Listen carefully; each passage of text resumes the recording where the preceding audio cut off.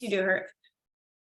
I wanted to introduce you to Kim first before we dive into what she's going to share with you today, because she's been such a valuable asset to us as a company, because she's been such a great leader and handled many different roles. So Kim, without further ado, would you mind sharing a little bit about you? Yeah, absolutely. My pleasure to be here. Super excited. So my name is Kim Zuroff. I have been a team leader for the last 7 years. I have been with Keller Williams for 13 years. Some other roles that I have held with the company. So I started off as an agent for 4 years, and then I grew into being a productivity coach. I was a MAPS Bold coach. I'm also a MAPS leadership coach at the moment. I'm a market center investor. And so that's been my little journey around Keller Williams. So it's been a very fast-paced 13 years, and the company is full of different opportunities, which makes me really excited to be here and share what we're going to share today.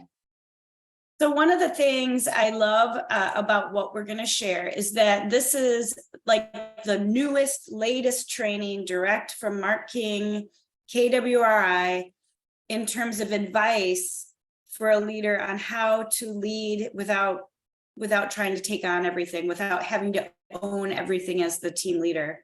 And so I think everyone will be inspired by today. And yet, before we dive into it, talk to us a little bit about how you as a team leader have evolved to have a really great team, because I know that's important. So can you talk to us a little bit about that? Yeah. So in a lot of the early conversations with Gary, he kept saying the phrase like, I do it, we do it, they do it. And for so long, I lived in the I do it box. I thought that I was the best at doing things. I thought that me doing them was going to be the fastest and the best results. And so really my journey as a team leader has really evolved into they do it, right? So for example, we're hosting a Bold where I haven't done anything, and we have a sold out room of 100 people before it even launches, and I didn't do anything. And so really it's transitioning from time out right there. You're holding a Bold. You're hosting a Bold, which is like a several week-long class that requires a lot of effort to get organized. And you had your whole leadership team do that without your help. Yes, ma'am. So, let's dial this back to even a team meeting that is well attended. What does that look like on a smaller scale? If we just made that like a pretty important training, if it's like the best training of the month on your calendar, how do the people around you take that job away from you? What does that look like?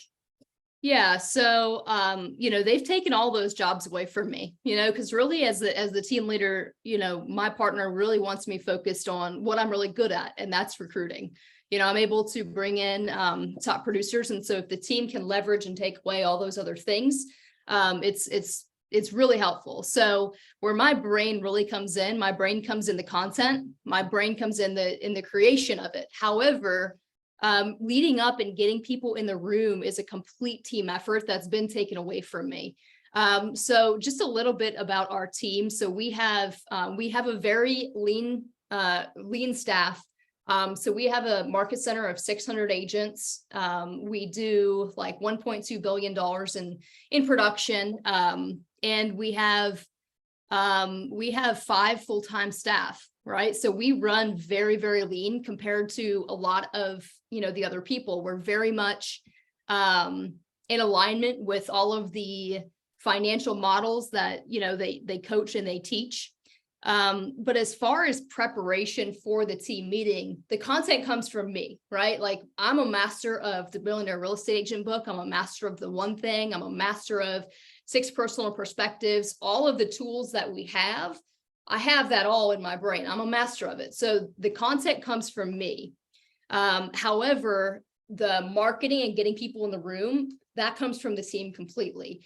So as far as the flyer creation, the PowerPoint slides, and then there's 2 people on our team that dedicate a portion of their week to call and invite agents to things, right? So making care calls, just reaching out saying, hey, I just wanted to check in and see how you're doing. Just want to let you know we have a great sales meeting happening at 11 o'clock on Wednesday.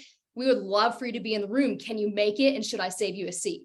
Right. So, so from all fantastic. That's fantastic. Just even that care, it's a care call, number one, but it's just that little reminder. And can I save you a seat? I love that. That's really cool. Very cool.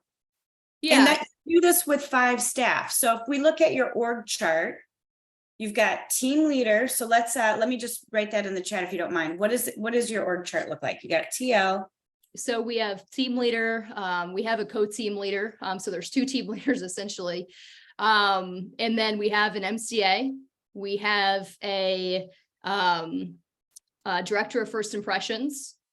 And then we have agent services. And then the contractor roles, right? So like broker support, like that's not a full-time role in the market center. We have a shared market center tech trainer.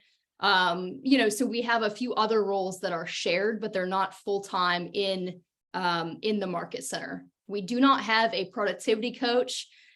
We have leveraged a very strong training calendar to bridge that gap. However, what I will say is that is our biggest opportunity right now, right? Okay. Is to build that coaching program out, which we leverage the training, but we don't have a coaching program at the moment. I'd just like to stop here and acknowledge something though, because this I think is important, Kim, and you as a coach and as a longtime leader can probably dive into this more for us. An office is never perfect, is it? I mean, let's be honest, your org chart's probably never perfectly full. There's always someone learning their role. So if you look at how you run, I'm just curious for everyone, because I'm sure they're curious. What do you as team leader versus co-team leader do? Do you do the same things? Do you divide and conquer and do different things? Can you share a little on that? Yeah, so the co-team leader, the co-team leader is actually a new thing for us. It's actually our MCA of 10 years. She transitioned into being a co-team leader. And so we're in the middle of that transition right now. So what we do is it's quite different. She holds all the appointments that are brand new agents, a lower level production. And then I own everything. I own everything that is producing agents. So I do all the consulting for our top agents in the office. I do all of the recruiting appointments for higher producers. So that's kind of what I do, is to stay in my lane. And then I work on a lot of other things as well, because we have multiple market centers. So I've got a few questions. So first of all, everyone's very impressed with what you're doing. Divin asks, would you be willing to share what your training calendar looks like? Yeah, I mean, do you mind if I share my screen and then I can go for it? We'd love to. We'd love it. Yeah, I'll send it to you afterwards and you can send it out. So can you all see the training calendar on my screen? Yes. Yeah, so this is really the buffer that we have to not have a productivity coaching program. We leverage our top agents in the market center. We leverage, the region, Keller Williams Realty International. Oops, I don't know what just happened. I don't know what happened. It went dead. Yeah, you might want to share again. Oh, there you go. So we leverage a really strong training calendar. So every day we have power prospecting, which is mindset, motivation, and group lead generation. Every day of the week is led by a different ALC member. And then every week we have sales meetings. So we've got team meetings on Wednesdays from 11 to 12. I shouldn't say every week, is three times a month. So in August, there's 5 Wednesdays. We have 3 team meetings a month. We've got contracts coaching. We've got preparing for working with buyers, working with sellers, technology classes. We've got bold launching. So really everything an agent needs to get into production, we have on our training calendar. And then in terms of if they want that one-on-one accountability, if they want, those conversations, we do assign them to a few people that are willing to take on mentees, right? So it's an equivalent of a mentorship program. So yeah, this is our training calendar. I'm happy to share it. We aim to have things for every production level. So you'll see, for example, we have every Wednesday, we're doing 8 weeks to wealth. And that is a program that's actually MAPS provides, and then we paid for it to have it for the market center. And we have that for our top agents. It's really high level wealth building conversations. We've got top agent mastermind that's invite only on the 17th. We do that once a month where I bring in somebody who's crushing it, somebody that agents are inspired by, somebody that agents really flock to. And then we have a roundtable mastermind following the guest speaker.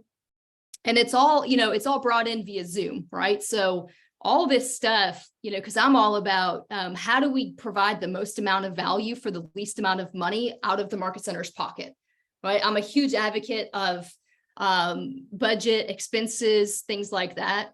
That's the great part about Keller Williams is our culture is people are willing to share, jump on a Zoom for 30 minutes and it not cost anything, right?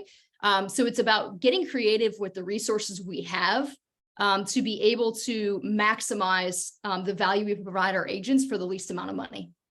So obviously this is a huge draw to your environment is a calendar that's that awesome. And, when Mark King talks about a successful office, one of the key components is a calendar that's recruitable to, meaning that the level of training is so high. And it looks like that's exactly what you guys are delivering there. So congratulations. Now, one of the things that we'd like to share with you guys today is really how you get your team to really own things like they are. And the calendar and getting people to your events is a great example of that. Can you kind of roll out the huddle, the concept of the huddle and share the screen and kind of go through that model with us? Yeah, I will. Absolutely. So I'll share my screen in just a second. And before sharing my screen, I just want to share that, teamifying and working together as a team, it's been a process. I've been a team leader for 7 years. And I would say we just started figuring it out about 18 months ago. And so when we look at this process, I want us to have grace with ourselves as leaders of, Rome wasn't built in a day. And as a team, we worked every day to build Rome, right? And we're still not perfect. There's stones missing that, fall down, crumble every now and then. And the reality is, it's been a process. And what I've learned though, is the more frequent you're having conversations around the things that matter, the more that you're going to be able to change things at a much faster level. And one of the things that we implemented, in April was a daily huddle. I'm actually missing it today to be on this call, and that's fine. Somebody else is leading it for me. However, the daily huddle has transformed the way that our team works together. Before, our communication was, I would say it's a little bit broken. We didn't communicate enough. And when you're not communicating about the things that matter the most, everything typically falls on the leader, right? So for 5.5 years, a lot fell on me, and I was doing everything from marketing to, making all the phone calls to doing all the touches for the agents. And yeah, y'all, that's exhausting. That is so exhausting when we have to do it ourselves. And it's really empowering when we get to involve the team.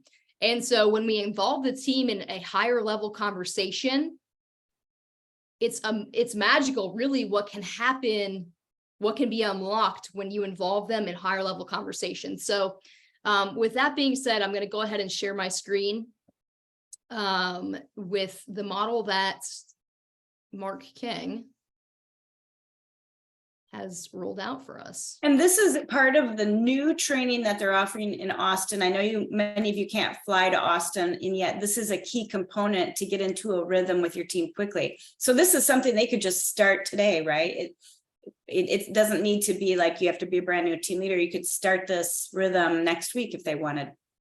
Yeah, I mean, you can start it anytime you want. And I think the biggest thing is knowing that these conversations don't have to be perfect. When we first started them, they were rough, because I was like, holy Toledo, I have to learn how to ask better questions. And over the months, it's become a lot easier. Now, the first question I get is, Kim, why does it say 8:27? Like, why not 8:30? Why 8:27 is such a weird time? And here's the deal. It's 8:27. Nobody's ever been late. You see, when we have a meeting that starts at 8:30 or 9:30, they are rolling in, grabbing their cup of coffee, just taking their sweet old time. So we might actually start at, 8:35. So when we have the call at 8:27, it's such a weird time that everybody's there at 8:27, and we're able to start on time. So picking a time that works for your team. I think the other thing to point out with this model is that for many months, I gave every reason as to why it wouldn't work. I can come up with the best reasons of why our team couldn't do this. And I went to Mark King with all my reasons of, hey, here's why this won't work with my team. And we had a little quarrel. And he says, okay, great. Do it for 30 and 60 days and then tell me how it's working. And all of a sudden we did it for 30 or 60 days and our team has transformed. And so you can come up with all the reasons why it won't work. And I'm here to tell you that whatever you come up with is great. Just do it anyways, and then we'll talk to see how it worked out with your team. So the premise behind the conversations is to talk about the things that matter most, the leading indicators and the lagging indicators, right?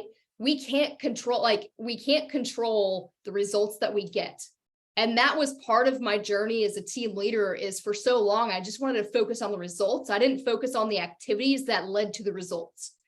And so every day has a different theme. Okay. So as you can see on the screen, Mondays, we talk about appointments. Appointments are the lead indicator to everything happening in the office, right? So as far as growth goes, how do you get one person to join your office? Well, you have to have an appointment.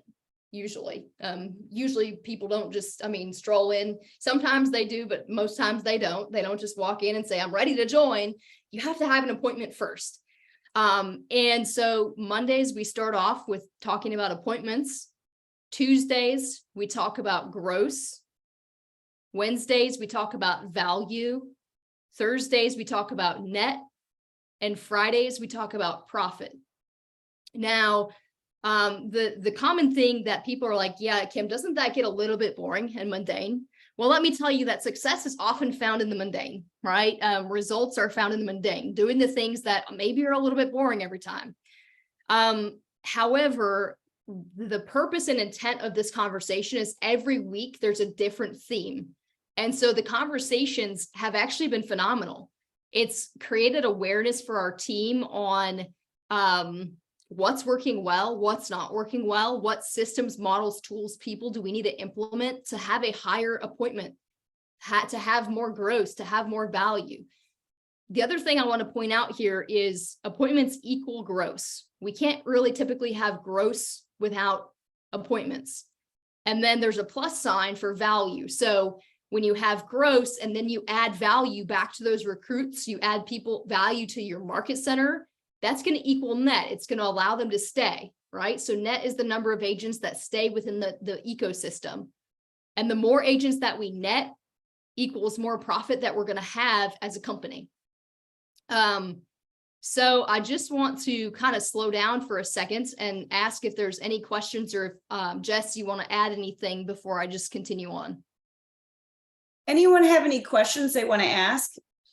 You're really breaking it down well. And yet I just want to remind everyone what Kim started with is there's no perfection. This is progress. And the first couple of weeks you might do this, you might get quite a bit of pushback, and because this is new conversation. So in a minute, we'll role play this a little about, and break it down between appointments and gross and the different days of what are some ways that those conversations have evolved, because I'm sure week 1 to week whatever you're on, your MCA has evolved in ways, your front desk has evolved. And again, you don't have a huge staff. So yeah, I'd love to dive into that next of what should they expect and how do we continue to evolve like this? Because it's really an evolution, isn't it? It is. The conversation's an evolution. And so here's kind of where we started from with our team is our team didn't even know what the goals were.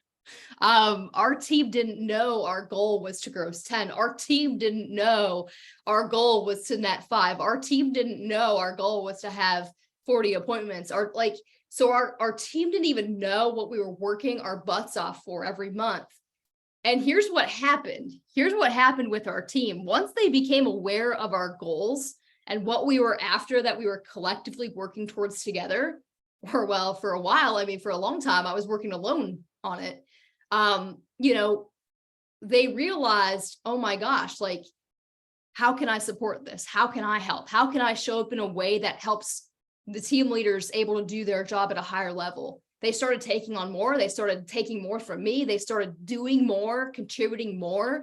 And so that was the huge revolution, is our team didn't even know what the goals were. And when they started to understand what the goals were, they were more willing to help. And that was a huge like aha for me, because historically I've been an achiever where I want to do it all myself. And now it's wonderful because I have to do it all myself. Now you're also bringing them with you, because if they can, get motivated by profit, bonus, realizing their own personal goals and dreams financially, whatever that is, and they can back it up to Monday being about your appointments, and that is totally the predominant factor that's going to, change the end game. They get more empathetic to your schedule and people bothering you. And so if we look at that one thing right there, appointments, how have they helped you more, and how have they helped you cover more? Talk to us about that. Yeah. So with appointments specifically, right? I'm a huge fan of people staying in their strengths. For somebody that's not a salesperson, I'm going to figure out how they can support the number of appointments in ways that they're passionate about helping, right? So for example, I don't expect my staff or my team to make phone calls for me. I don't expect them to do the lead generation, to set the appointments for me. I expect them to help in the follow-up, right? And so what that means for me in my world and how they help with appointments is our director of first impressions, the gentleman that owns the front desk and the, all things like that, we've given him, scripts in terms of, here's how you greet a recruit when they come in the door. Here's what you say. Here's the things that you introduce them to before I even meet with them. And so, so he has a great process where he follows. He actually is the one that does the power walk with people, walks them around and gives them the tour. Because that's leverage for me. And if I can teach somebody else how to have that conversation and share our value proposition, awesome. I really come into the meeting when we're almost closed, which is, which makes it easier for me. So that's how he contributes there. Our agent services, every time that we have somebody come in the office, they're prepared, ready to sign them up, right? Because I don't let really anybody leave without signing up. Depending on their production level. And so our director or our agent services, they're ready to sign people up. And so really it's when appointments come in the office, it's a team effort in terms of getting them signed, because they feel great when they come in because everybody's so excited about them being there, showing them around, and just overall just being super, super warm, super friendly. So that's how the team helps with appointments. And then if they do not sign, right? Because if they don't sign, the team helps in the follow-up, right? So the MCA might make a phone call and says, hey, I know you met with Kim yesterday. I just wanted to follow up and see if you had any questions on the economic model of Keller Williams.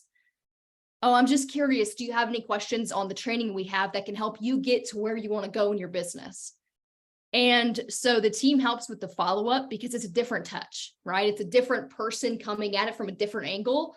And what I learned is me and my co-team leader, we're very different personalities. We call each other, I'm the logic, she's the love. I can love, it just doesn't come, I'm not fluffy, like I'm super direct. I get to the point very fast. And she's the one that wraps her arms around them and says, we're going to make you feel super important. And I'm the one that says, hey, we can help you build your business to any level that you want. And so we balance each other out really well. So I think with your team, it's really important to have different personality styles that make people feel important. So you need to have people on your team that balance you out, right? If you're a driver, you need to have some people that say, will slow down and say, I love you so much. So having a team that balances you in that arena is really helpful as well. Fantastic. Well, we had a couple requests. Daniel asked if it would be okay if we would do a little bit of here's a question. How do you see a daily huddle with the whole team, not only leadership team? So don't know if I quite understand your question, Daniel. I do.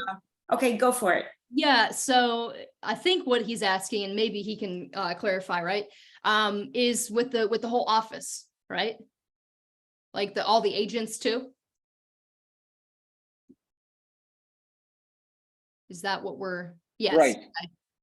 Okay. So you can definitely make that work. I think the biggest thing is, how do you convert this into an agent's like brain, right? You can look at appointments. Agents also go on appointments, right? And then when it comes to gross, that could be their contract signed. So their buyer agreement signed, or their seller, or their listings taken. I'm not sure how every place Kind of like a power up, right? Like you could lead a power up in a way. Correct. Yeah. So you could convert the daily theme to language agents would understand, right? So everybody goes on appointments. You have gross, that would be your contract signed. Agents provide value, right? So they have a value proposition for their buyers. They have a value proposition for their sellers. Net could be the number of contracts closed. And then Friday profit, agents have profit in their business as well. So, us doing this as a leadership team has sparked agents' interest in, hey, why are you all doing this 927 thing? And they've become curious and that's what really Mark King says is when you're doing it at a high level, agents will start to see and be attracted to that potential conversation with you. And so while I don't personally lead it with all the agents, it's definitely something that could be led with the agents. And see, we're a magnet to what we model. And so if we're modeling these things to the agents, we're going to attract more of them to our ecosystem.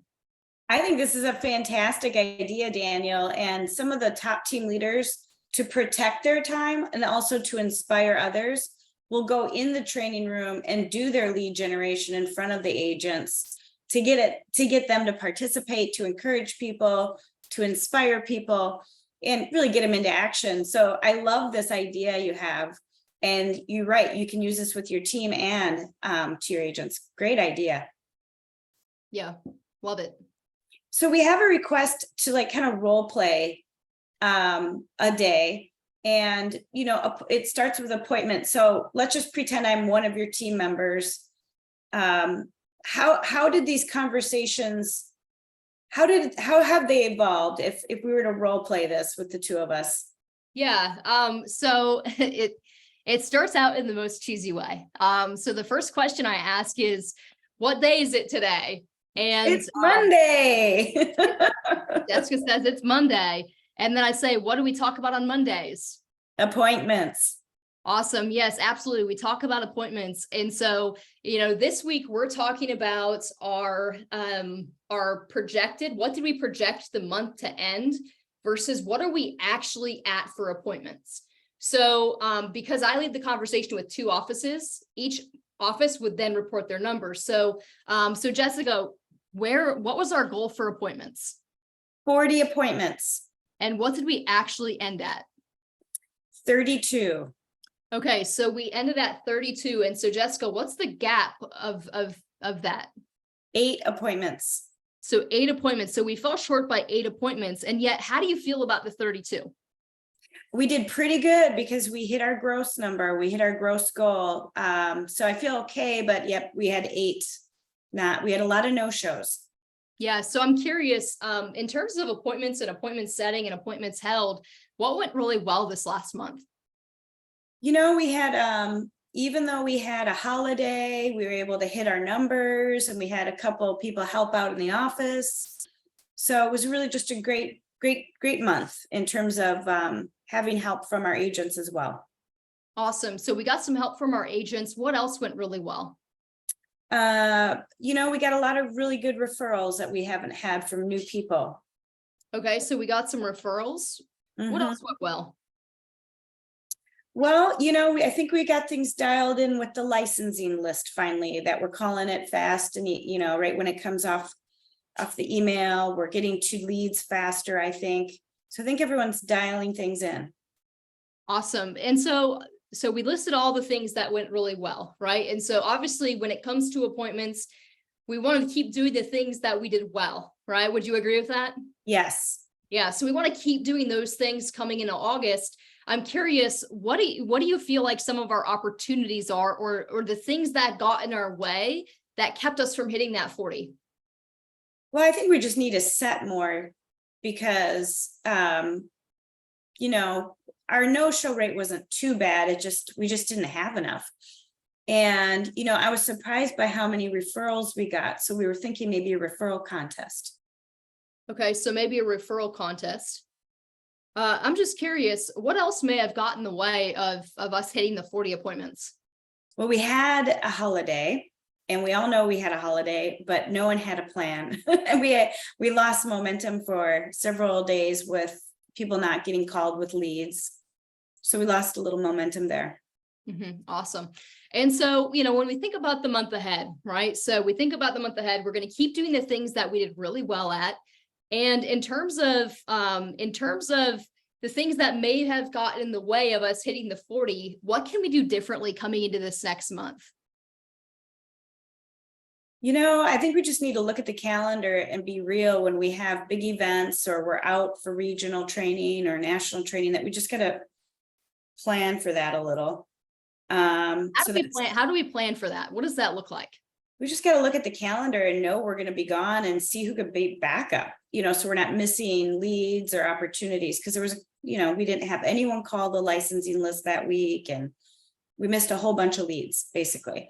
So we need a backup person for that. And, we know we leave and we travel, so we know when those dates are. So we just need to figure out who could be a backup. Yeah, I think the biggest thing is we call that front loading, right? So we figure out how many days we're actually going to be out of the office. And then we figure out what we need to do on the days we're actually in the office before we go to be able to still hit our goals while being out of the office. And so is there anything else that you feel like we should be doing different when it comes to making sure we get our appointments set and held for the month? Well, I think we did pretty good this month and we're improving. So I think as long as we continue to improve, we'll be great. I don't want to burn anybody out. We're asking a lot of our people. We might need to train a few more people. Because one of the gals that helps us, I know she's said she's going to be busy this summer with her kids. So I think if we just could keep some training around this for agents that cover career events so that we keep consistent, that's probably it. But I do think the referral contest in August would be fun. Awesome. So I'm just curious, right? So we're going to implement a referral contest, and we can figure out the details of that later, what that looks like, what they get, what's the incentive. I'm curious, if the goal is to hold 40 appointments, how many do you feel like we actually need to have set? Well, we don't track that, first of all. We've discovered that we're not tracking the no-shows. So we're not sure. So probably 60-ish, but we're not 100% certain on that. Yeah, so I think this month our opportunity is to start tracking all the appointments set, all the appointments held, so that we can understand that conversion better. Yeah. Because what I know is clarity is power. And when we know what we need to be doing, we can put a plan around that. So as far as appointments goes, is there anything else that we want to add and or change going into this next month to ensure that we're able to hit the numbers that we set out to? Well, let's get the tracker for Shirley set. So today we're starting and tracking everything so we can evaluate. And let's make sure we get that contest launched ASAP so that we can get some more momentum. I think we can better evaluate. Yeah. So at this point in the conversation, right, Jessica, I would be going through each of the different roles, right? So I would be asking the MCA, okay, Aaron, I'm just curious, like, what do you feel like you can contribute and help in this area? So his specific thing that he will say that he does is he owns the referral form at all of our sales meetings. So at our sales meetings, we hand out a form, that says, who do you know that might be a great fit for our Keller Williams family? Who are you in a transaction with that may need more training? Who are you, who have you been in relationship with that you may introduce us to? So our MCA owns having those forms at team meetings, and he goes ahead and he collects them all, right? And that's something that I don't have to think about. And then I would ask our agent services, is there anybody that we've talked to or held appointments with that hasn't signed yet that we can get back in the door? So I would go through every role of the team and figure out how can they support the goal of getting from closing the gap so that we can get from 32 to 40 appointments. So it's a team conversation and breaking it down. So Jessica and I, we role played just a conversation that I would have with the team leader, right? Of what was the goal? Where did we actually end up? What went well? Because when you're having these conversations, we want to be sure to appreciate and recognize the things that went well, the good things, because if we only talk about the things that aren't going well, the things that got in the way, it just is it's a completely different energy, right? So people don't always want to talk about the things that aren't happening, right? We want to talk about and celebrate what went really well. And then, talk about, what can we do to close the gap? What are some things that we need to be doing that we're not doing right now? A few questions that Mark asks frequently that I ask our team is, he asks, what do I need to do? What do I need to start doing that would move the needle forward in our business? What do I need to stop doing? Right? So what do I need to stop doing that, if I stopped doing it, people wouldn't even notice, right? It's looking at our schedules and really becoming real with, are we focusing on our 20% or our 80%? And that's really, truly what often gets in the way of appointments and hitting appointment goals is we love the 80%. We hide in the complexity, we make it more complex than we really need it to be. So when I was role playing with you, I was role playing as a positive mindset staff member that has ideas to contribute. Yeah. If I'm pushing back at this, let's just role play that a little, because it's reality. There's going to be some people that are like, whoa, what are we doing? This isn't what we were doing. Why am I don't do recruiting. Why are we talking about appointments? So let's go the opposite mindset of someone that is talent, but just hasn't done this before. And you're easing that. So let's just kind of dive into that and kind of role play it the opposite. Okay, well, we're going to see how this goes. Okay. So you want to start from the beginning? Sure. All right. So what day is it today? Monday. Monday. What do we talk about on Mondays? Your appointments. Yeah, we talk about appointments. And so we're going to just dive in and have a conversation today on, what the goal was, where we actually ended up, and just kind of what went well, what are our opportunities moving into this next month. So Jessica, I'm curious, what was our goal for appointments? I think you had a goal of 40 appointments. Okay, so we had, you think, or I think it's 40, isn't it? I mean, it's your goal, isn't it? I love that. And it's actually our goal. Can I share why it's our goal? Sure. Yeah, so it's our goal. So in terms of the profit of the market center, what's a leading indicator to profit? Our agent selling houses. Okay, so agents selling houses. And what do we need to have agents sell houses? Agents. We need agents. What else do we need? Successful closings. Okay, a supportive environment. Yep. Would you say we need value in the market center as well? Yes, absolutely. Yeah. So even before value, so you mentioned that we need agents, right? So we need agents to provide value too. And how do we get more agents? You recruit them, you bring them into our office. Yeah, we have appointments, right? And so the reality is the appointments and what we're doing is a leading indicator for you getting what you want. And so collectively, the market center doesn't move forward unless we have agents coming into the market center. And so, so these goals really, I mean, they're really important for everybody on our team.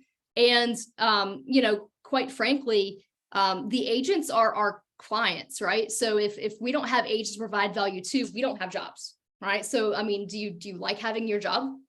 Yeah, I do. And I guess I never thought of them as my client. Yeah. And so, so we're going to shift back to the conversation about appointments. So as far as, the appointments, the goal was 40, and where did we actually end up? 32. We ended up at 32. How do you feel about the 32 appointments? Well, more disappointed now, now that I understand why we're doing this. I didn't know why we were talking about your appointments, but now I understand. Yeah. Okay. So yeah. Okay, break rule. I'm being difficult, but I want people to be prepared that if this is the first time, they're rolling this into their very busy team that feels stretched already, that they're like, why are we talking about your appointments? And that can be true because we have to start with them understanding the why behind all this, right? So yeah, so that before we started these conversations, I want to back up just a little bit, right? So before we started these daily conversations, I had a conversation with every single member on our team. And I had a conversation of just understanding what they wanted, what they thought was going well in the office, what do they feel our opportunities are. And so I really got an understanding of what they want. And then once I had individual conversations with everyone on the team, we had a group conversation. I said, look, I've had conversations with every single person on this team. And what I know is that we need to have more conversations around the things that will help us get what we all collectively want. And here's my idea of how we do this together. My idea is that we start meeting at 9:27 every single day and talking about what matters most. And really, because I connected to their goals, what they want, made it about them, and it ends up serving all of us, right? I made it about the team. Then everybody was bought into the conversations from day one. They were actually excited about it.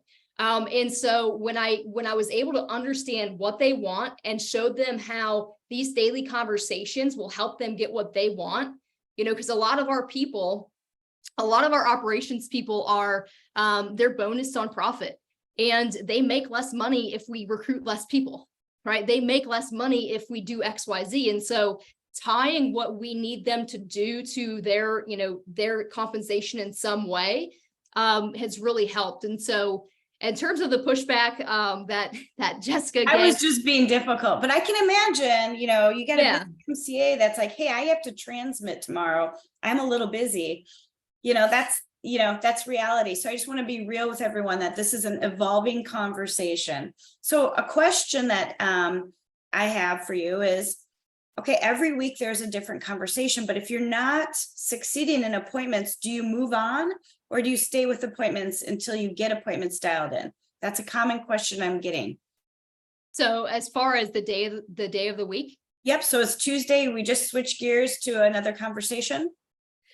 So there's actually some Tuesdays, right? Like if we have a kind of a rocky conversation on Monday about appointments, we do check in throughout the week on Tuesdays, Wednesdays, Thursdays. Just curious, where are we at with appointments? Because really we can't have gross without appointments. And if we're not holding appointments, then there's no sense in talking about gross. If there's no gross being added, then there's no sense in talking about value. If there's no value being added, there's no sense in talking about net. And so it really does starting with the leading indicator. If we're not doing appointments, if we're not holding appointments, it is hard to move on to those other conversations because all that matters really is the appointments. So in terms of in terms of just moving on, forgetting about it, we don't forget about it because the reality is it's a leading indicator to the following day, right? So the only way we really move on Tuesdays to talk about gross is if we had a complete conversation about the appointments on Monday. Let's go back to our role play. Our first role play was kind of that. So if we were now, it's Tuesday. Yep. Dive into, we don't have to role play the exact thing, but what are some of the talking points that come up, or what are some of the questions you ask around gross? Yeah. So some of the questions that we ask around gross are, how many people do we need to have in the pipeline to be able to hit our gross goals for this month? Right. So what that means is how many people do we need to be consistently talking to on a regular basis? What are the systems that we can implement that will help us grow more? When I talk about systems, that means, how are we following up? Is there anybody that on the team that can help with follow up so that we can close more of the people that we meet with? What are some of the objections that we're getting for people not joining the company? I think when it comes to growth, understanding your competition and what they offer is really key here, because if you're having agents go to other brokerages, we need to understand why. And then if we can go ahead and we can implement those systems so that you gross even more agents, right? So the growth conversation goes very similar to the appointment conversation in terms of, what was the gross goal? Where did we end up? What went well? And so some of the things that might go well is we really absolutely did amazing with brand new agents this month. We were able to close most of the people that came in. Talk about your conversion percentage, or we talk about what our opportunities are, like what got in the way. And a lot of times in terms of what got in the way of us not hitting gross is we weren't talking to enough people. We didn't have enough people in the pipeline. We didn't have enough appointments. So then it goes back to, okay, great. How many appointments do you feel like we need to be able to hit our gross goal this month? And so appointments do bleed into gross, because you can't have gross without appointments. So they do bleed into each other, and that's okay. But I think the biggest overall thing here is just a reminder that no conversation is going to be perfect, and we get to figure it out as we go. They're not meant to be all figured out. It's just having the conversations about the things that matter most is really what's going to move the needle forward in our offices. Well, we know, especially as coaches, that if you want someone to do something differently, we need to get you to think about it differently, right? Yelling, do this, isn't going to solve a problem. Do it. No, it's how are they thinking or feeling about it that's stopping them from doing it. So you're getting everyone on your team to think differently by just having this conversation. And it's a natural evolution, and it's not perfect, but it's an evolution. So I love it. Okay, so what does Wednesday usually look like when you talk about value? Yeah. I'm curious about what your team says about this, because I think this is the biggest opportunity to understand value. So I'd love to hear about this. Yeah, so value, I think it's a lot of different questions of, a common question that will ask tomorrow is, what's our value stack for August? When I ask the question of what's our value stack for August, I get the team to list out all the things we have in the office that provide value that we need to get agents to internally and externally. We then go ahead and set goals for each of those things, right? So let's just say we have 5 events happening. That is our value stack for August. We've got this event, this team meeting, that sales training, things like that. So we've got 5 things that are our value stack. And then the team goes ahead and sets goals for how many people do we want at each of those things. And that's their focus, right? So in terms of value, it's like, what's the value we're providing internally? What's the value we're providing externally this month? And, how do we measure that? We measure that by the amount of people that we get to these things. Because if, we have a training, the amount of people that are in attendance, that is that's the value an agent determines that class to be, right? So if we're having a class and nobody shows up, that means that class wasn't perceived as to be valuable for the agents. And so, every week looks a little bit different, like what systems or tools can we implement that will make sharing our story a little bit easier, right? Like, what can we do to automate things? What can we do to, have this person or that person, share our story even more? How can we get our agents to share our story for us? So all the different value things, it's great to have the conversation with the team, but here's the caveat with this value thing. We have to make sure our team understands what the value is of Keller Williams. I had a conversation with our team, and I was actually embarrassed. A few weeks ago, I asked them, what's the mission of Keller Williams?